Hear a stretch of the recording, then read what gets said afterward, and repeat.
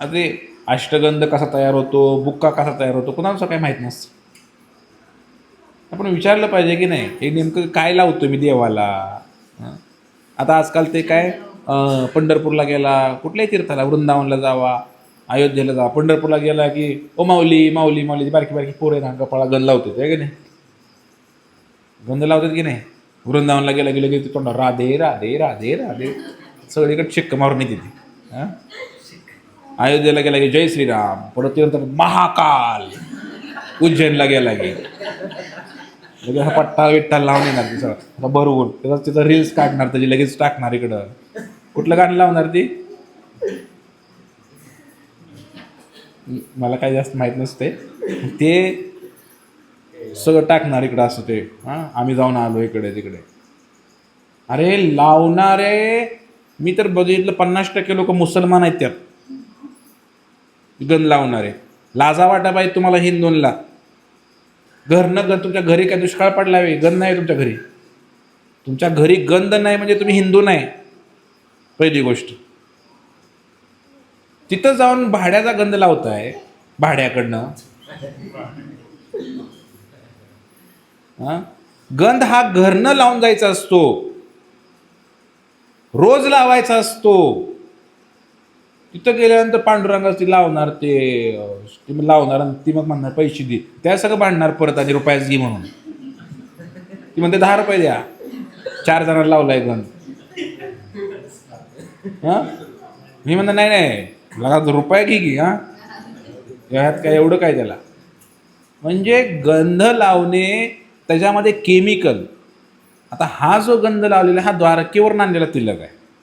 गोपी जेव्हा रडल्या भगवंतांच्या विरहामध्ये, त्या अश्रूपासून जिथं एक तलाव तयार झाला, गोपी तलाव, त्या गोपी तलावातला जो खडक आहे तो आम्ही स्वतः जाऊन आणला आणि तो आम्ही लावतो इथं. त्या गंधाचं महात्म्य असते. उठला सुटला कुठला बी टिळा लावायचा.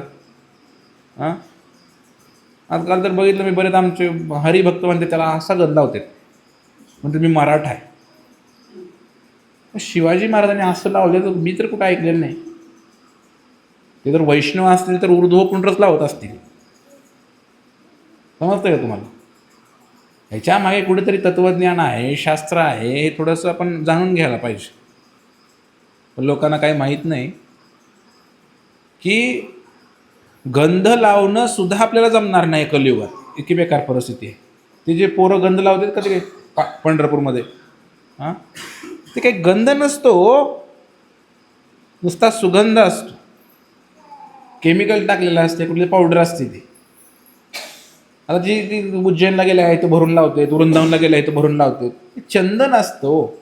आणि रुपयात चंदन लावा इडी ती माणसं तुम्हाला. हां, ते चंदन लावतात पूर्ण वृंदावनमध्ये ते, आणि इकडं काय ते केमिकलचं काहीतरी आणून लावते आणि तुम्ही त्याला गंध म्हणताय, आणि तुम्हाला अभिमान आहे की आम्ही उज्जैनला जाऊन आलो. हां, सांगण्याचा उद्देश हा आहे की तुम्ही हे भक्ती बिक्ती काय कोणाला कळलेलं नाही अजून, लांबच्या गोष्टी आहेत त्या सगळ्या. गंध हा कसा लावावा याचे नियम आहेत. मग स्वतःला लावला म्हणून आपला असा लावून आला असं नसतंय, किंवा टिपका लावला. टिपका लावणारे काही लोक आहेत. कुठं आणला टिपका, कुठल्या धर्मात लिहिला टिपका लावा. आपल्या वारकरी परंपरेमध्ये, वैष्णव परंपरेमध्ये ही कुंकू लावायचा प्रकार कुठं आला,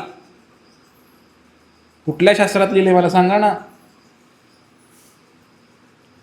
तुकाराम महाराजांनी काय सांगितलं, ज्ञानदेवांनी काय सांगितलं, कुठल्या वैष्णव परंपरेमध्ये काय सांगितलं. वैष्णव म्हटलं की ऊर्ध्वपुंड्र म्हणायचं त्याला, वरच्या दिशेने जाणारा गंध त्याला ऊर्ध्वपुंड्र म्हणतात. आणि जे असं असतं त्याला त्रिपुंड्र म्हणतात, जे शैव पंथामध्ये लावलं जातं. हे नियम आहेत ना, त्या पद्धतीनं गेलं पाहिजे की नाही हो.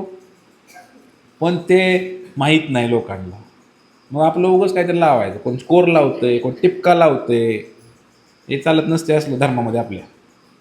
म्हणजे स्वतःचा धर्म तयार करायचा काहीतरी, आणि स्वतःच लिहायचं. त्याला विचारलं पाहिजे हे कुठं लिहिलंय सांगायचं, कुठल्या ग्रंथात लिहिलंय सांग, टिपका लावायचं. तेवढी बुद्धी नाही ना आपल्याकडे, काय करायचं. आपल्यालाही भोळं पाहिजे, साधं सोपं पाहिजे, असं आपण एक विचार करत असतो. भक्ती मार्ग वेगळा आहे, मला तुम्हाला समजून सांगायचं आहे. भक्ती मार्गामध्ये नियम आहेत, गुरु आहे, त्याला लगेच विचारलं पाहिजे. हां, की बाबा हे कुठं लिहिलं आहे, तुमचे गुरु कोण, लगेच विचारलं पाहिजे. तर सांगत होतो मी तुम्हाला की भक्ती मार्गामध्ये किती सोपी आहे. तुका म्हणे सोपी केली पायवाट